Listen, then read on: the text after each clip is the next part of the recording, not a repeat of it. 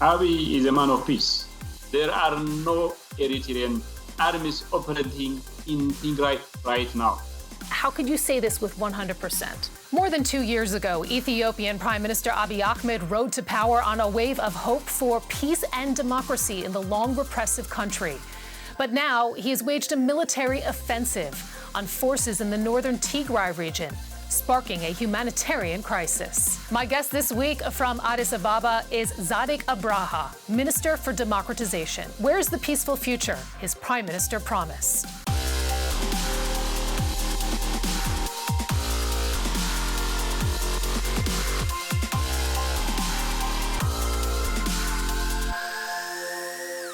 Minister Zadig Abraha, welcome to Conflict Zone. Thank you very much. Same here. Last year, Prime Minister Abiy Ahmed was awarded the Nobel Peace Prize, and in his acceptance speech, he said the following: "War is the epitome of hell. I know because I have been there and back. I've seen brothers slaughtering brothers, older men, women, children trembling in terror." Now, fast forward 1 year later.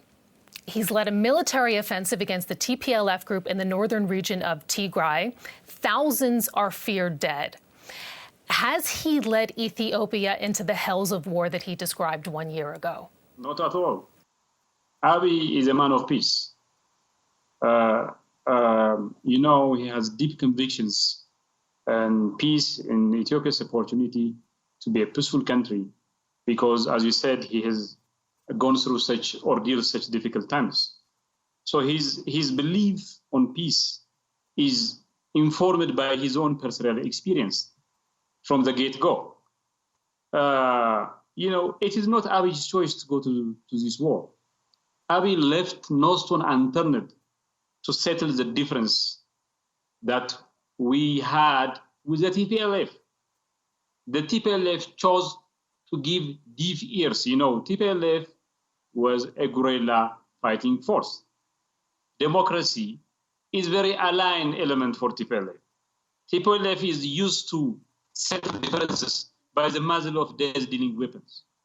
So no matter how Abiy tried to settle the difference through dialogue and discussion, TPLF chose to give Abiy's plea for peace a deaf ear, and here we are. And we will talk about how you got here, in fact. But for now, I would like to just focus on the situation on the ground, because the UN and NGOs, they say that there is an urgent need right now for independent monitoring of the human rights situation after the international NGO Amnesty International brought to the world's attention the massacre in Maikaidra. They say the following, that there are possibly hundreds of civilians stabbed, hacked to death with knives, machetes.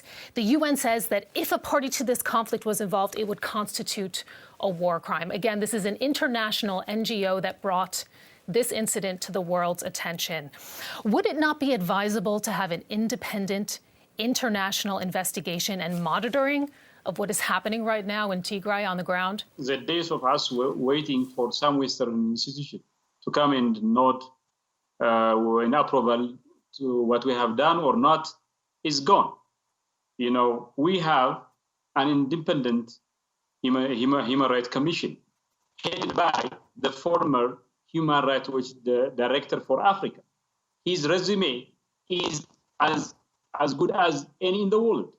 He has related his reports, which meets global standards, and he can consult that report. And I suspect that this question is coming from the deeply held conviction that Africans cannot administer their own issues, cannot build effective institutions that are out there to impartially investigate human rights violations. I think that the issue that is being brought up is not that that Africans can't administer it. It's that you are one of the parties to the conflict, in fact, and your government's response, in fact, to those calls for international investigations has been, and I'm quoting here, "We do not need a babysitter. We will invite assistance only if the government feels that it had failed to investigate." Again, you're one of the parties to the conflict. That doesn't sound like transparency. Are we the one who released the investigation? It's not us. It is an independent human rights commission led by Daniel Bakala, who was just 2 years down the line head of Human Rights Watch for Africa. His resume of as good as any global standard. So I don't think anyone from Amnesty International or Human Rights Watch will be better than Daniel Bekele's credibility and his investigative power. So he has to read the report before asking any question. I would like you to go and read his investigation. So just in case you have questions, challenge him. And instead of blatantly claiming that we are parties to the conflict, Daniel Bekele and his Human Rights Commission are not parties to this conflict. Let's look at some of these allegations more deeply, and I'd just like to take you through them. The TPLF, for example, they claim that your forces have been party to the violence. Refugees who have made it to Sudan, they also echo those claims. For example, CNN spent a number of days interviewing refugees who were crossing over the border into Sudan, and they described the following. The Ethiopian army entering into a town, telling civilians they are safe. Then the soldiers leave, and other armed groups, such as the Amhara militia, the Fano, aligned with the Ethiopian army, arrive. There are concerns that this is descending into an ethnic conflict, the conflict in Tigray. Is the Fano being brought in to finish the Tigrayans, as one refugee described it? That's very wrong. Amharans and Tigrayans have lived together for thousands of years. Wherever our army makes its way in Tigray, people of Tigray have been coming out in mass, chanting and welcoming our soldiers. Our Amhara special police defended itself. TPLF special police attacked the Amhara police, crossing the administrative delineation of the TPLF, the Tigray region. So what Amhara special forces did is defend themselves. Do you acknowledge the presence of the Fano? Because a spokesperson, for example, for your government, at first denied the existence of the Fano militia, but then confusingly acknowledged that the militia of the Amhara region were engaged to the extent of securing border towns between the two regions. And you have refugees describing this fear of this force. Are they there? Fano and the Amhara militias are two different groups. Fano is a youth group. The youth group is not anywhere in Tigray. It is the Amhara militias, together with its police, were attacked by the TPLF military establishment, and then they were forced to defend themselves. That's what it is. They are not killing anyone. In fact, we are rescuing the Tigray people from the TPLF, which was taking hostage of them for more than 2 years. So this is not an ethnic conflict. This is rather a enforcement operation. There is no way for this conflict to descend itself into ethnic conflict. This is not even a civil war by any standard. Let's look at another claim, because you say that it's a law and order operation, as you've just articulated right now. But there is growing fear that the conflict, in fact, is drawing in regional actors, for example, Eritrea, and could impact regional stability. The U.S. cites the following. They say that they are aware of credible reports of the Eritrean military involvement in Tigray and that they view this as a grave development. As we mentioned earlier, Prime Minister Abe, he made peace with Eritrea. That is part of what won him the Nobel Peace Prize. Are they now an ally that has helped you fight your military offensive? Not at all. You know, our military establishment has been engaged in many African countries and in peacekeeping missions. We are more than capable of dealing with the TPLF. So it is an insult to our military establishment to say that we are depending on the help of Eritrean army.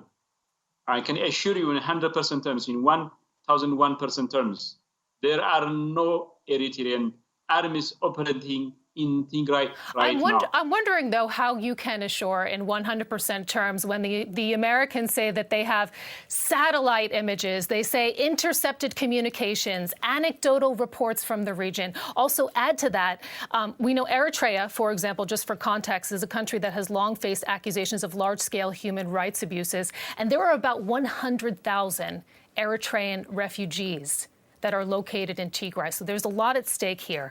The United Nations says the following. Over the last month, we have received an overwhelming number of disturbing reports from Eritrean refugees in Tigray being killed, being abducted, being forcibly returned to Eritrea, and if confirmed, these actions would constitute a major violation of international law. These are horrifying reports. Can you not guarantee their safety? And how could you say this with 100%? We are the third largest host of refugees globally. We are known for hosting refugees, with all due respect. That is very flawed and wrong information. The Eritrean refugees are well taken care of here. If there is no Eritrean army operating in Tigray, so there is no way for the Eritrean military establishment to come and attack refugees. If that was the case, we'd have been the first to stand against it and then make sure that the refugees are safe. That is very wrong. That is very false information. You know, with TPLF gone, Horn of Africa is way better than ever. TPLF was one of the reasons behind the instability of the Horn. Now it is being reduced, disseminated into leaders running for their lives. Horn of Africa is safe. Mr. Minister, I'd just like to bring it back to the actions of your government, though, because your government says that it's returning, in fact, Eritrean refugees that had fled in the northern region of Tigray. Human Rights Watch says that it's unacceptable. The UN calls those reports alarming. So you're essentially returning people that fled in fear. Many of them went to the capital. They're afraid of being exposed to Eritrean violence. How do you explain that to the world amid these reports, amid these fears from these refugees? You know, we can only do anything with the consultation of the refugees. Tigray is now safe. We have taken control of each and every village of Tigray, all cities of Tigray. So, you know, refugees should stay in a certain delimited place. We have well-built refugee camps in Tigray, and they are safe. They are once again safe to welcome the refugees. That's what it is. And it's not being done forcefully. The Ethiopian government believes in consultation with refugees. It believes refugees need to be respected and their human rights respected. So that's not our reputation. We'll never undermine that. You say that it's a safe and stable situation, but we have reports of 4 aid workers that have been killed. A UN security team seeking access near an Eritrean camp for refugees was also shot at by your forces. That doesn't look good. How is it possible that a UN team could not be coordinated in the region? Or are you afraid or were you afraid of what they might see? If you happen to read the settlement issued by the UN Human Refugees Commission, just a day or two days ago, they have asked for an apology. This is a technical problem. The UN staffers were not supposed to go to a certain place. We are building the bridges, roads destroyed by the TPLF. We have established electricity supply. We have established telecom connectivity, road connectivity, and our army has liberated the entire region from this junta. So it is safe for anyone. The international community, Mr. Minister, is not convinced of that. The UN says we have reports that the fighting continues between federal forces and the TPLF and affiliated militias on both sides. They describe the situation as worrying, as volatile, as spiraling out of control, with an appalling impact on civilians. Ultimately, I'd just like to bring it back to the fact that Abiy has He has pursued a military solution to this conflict, ultimately, while your international allies on the continent and beyond have expressed a lot of concern. They've called for dialogue. There was an African Union delegation actually in the capital that was reportedly not even allowed to meet with the TPLF by your government. Is that your understanding of more democracy, blocking dialogue? Why not talk? Okay. For one thing, I'm talking to you from Addis. We have ears and eyes on the ground. We know what's happening. You are talking to me from Berlin, probably, and I'm telling you, Tigray is safe, and I think it's good to take for our orders, take us for our orders, because that's true. This is just a law. This is a protracted, flawed information that you are getting, which does not in any way explain what is going on the ground. Dialogue can only happen between two reasonable parties. For the past 2.5 years, we have been begging TPLF to come to the table and settle our differences. That is not the assessment, by the way, of others who are following the situation, because you came to power promising democracy, promising peace after decades of repressive rule. But in that transition, Chatham House says the following, that the lack of inclusion has angered the opposition groups with whom the government has had little genuine dialogue. Could you have done more to bring the country together for a more inclusive dialogue from the very beginning? Could all of the bloodshed have been avoided? This government was able to broker a deal with Eritrea and solve the problem, which was a long-standing one for more than 2 decades. If we can do with Eritrea, we can do it with our brothers in Tigray. We don't have a problem. This government, you cannot accuse this government of lacking the culture of dialogue. This government is all about democracy, reform, and dialogue. But TPLF is not used to this. We're going to talk about it. Don't worry. If you allow me, I want to finish this. It's very important for us. TPLF killed our soldiers at their sleep. TPLF killed women in uniform at their sleep. Which government will tolerate this? Will your government, will a US government, will a German government sit down and negotiate with Al-Qaeda? No. Terrorist actions cannot be pacified. Mr. Minister, the International Crisis Group, the International Crisis Group says the following, that this conflict runs the risk of ripping the state asunder. The TPLF is vowing to fight on. There are reports of clashes continuing on the ground. Experts say we're seeing the beginning of a drawn-out insurgency. And yet your government is declaring victory. You're saying that you have the situation under control. After the offensive on Mekelle, your prime minister even said that no citizen was killed. Isn't your declaration of victory premature amid all of those assessments? It's not premature. We have the reports on the ground. We know what is happening out there. They are simply now less than 100 people running for their lives. And we will apprehend them pretty much soon. The war is over. Mr. Minister, it is not just the region of Tigray that is a concern. Ethnically motivated and intercommunal violence have been on the rise. There have been reports of about 150 fatal clashes in the past year. Some of those incidents have estimates of hundreds killed. Millions have been internally displaced. And now the United Nations is warning of a heightened risk of genocide, war crimes, ethnic cleansing, crimes against humanity. When you look more broadly at the rest of your country, are you on the brink of a potential genocide? Does the state run the risk of breaking up? Are you the next Yugoslavia? That is a very negative report of Ethiopia, which is also against the truth on the ground. We have more than a century dream of making the Ethiopian state a democratic one. Ethiopia is rather, for the first time in its history, has paved the road to make itself a consolidated democracy. The rest of Ethiopia is more than ever peaceful. Ethnic clashes are not on the rise. It has, in fact, dwindled. 4 years ago, 3 years down the line, we had more than 2 million internally displaced persons. Now, none of them are displaced. They are back to where they used to live and living a safer life.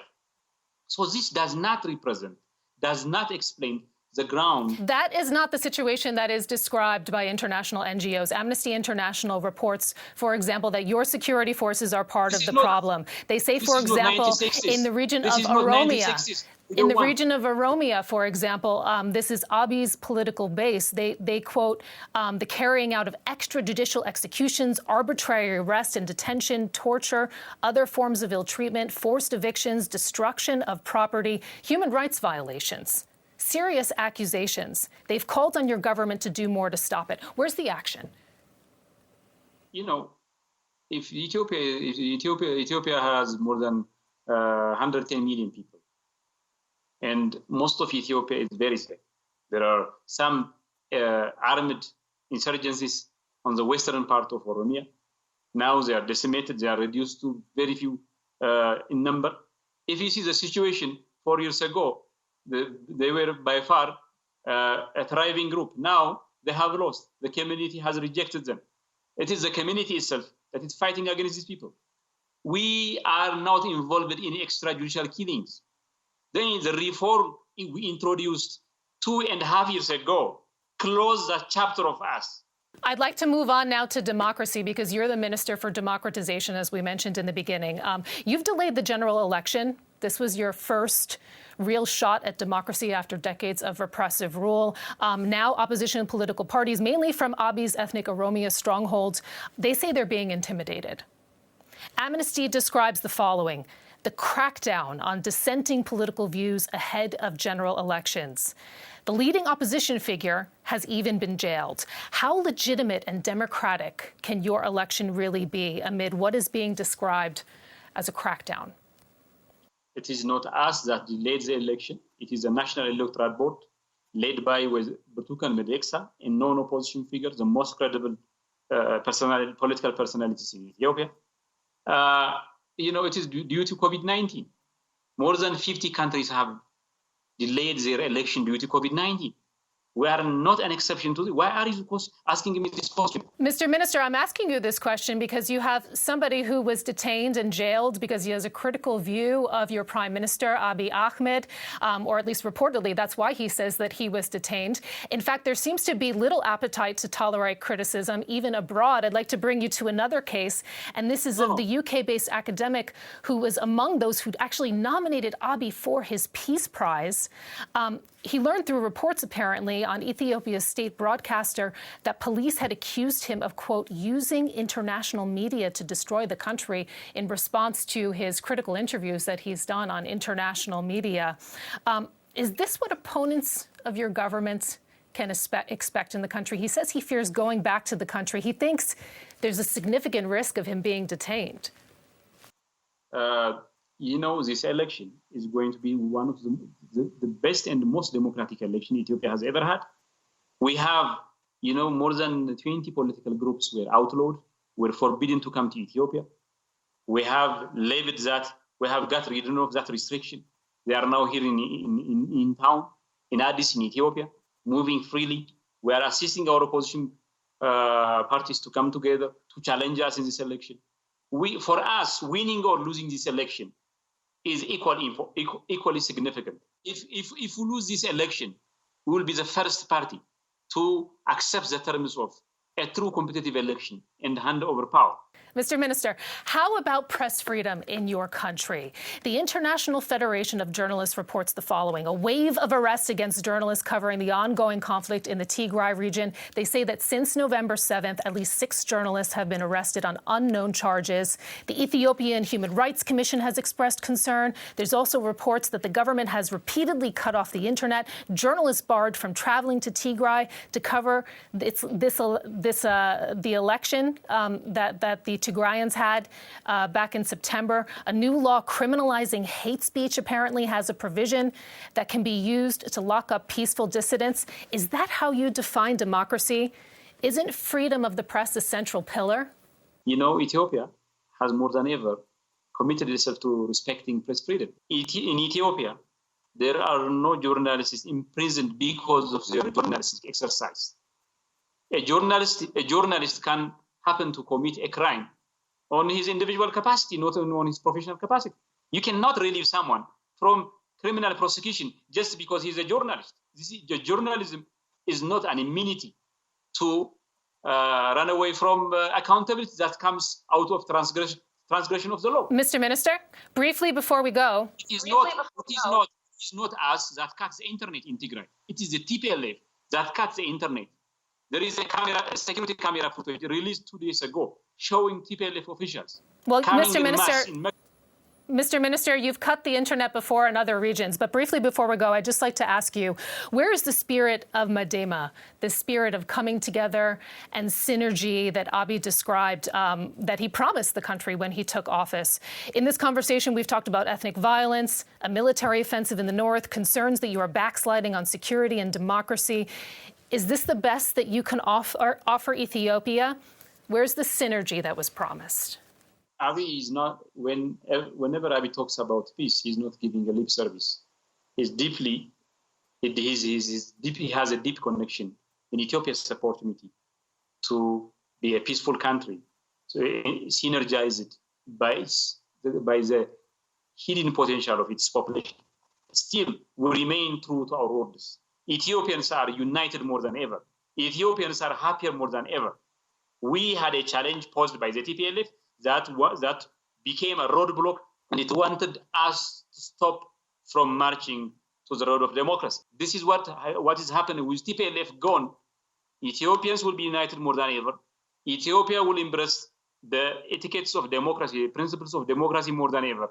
And Ethiopians will be able to hold the most peaceful, the most democratic election in the history of the nation. Minister Zadig Abraha, we have to leave it there. Thank you for joining us on Conflict Zone. Thank you very much.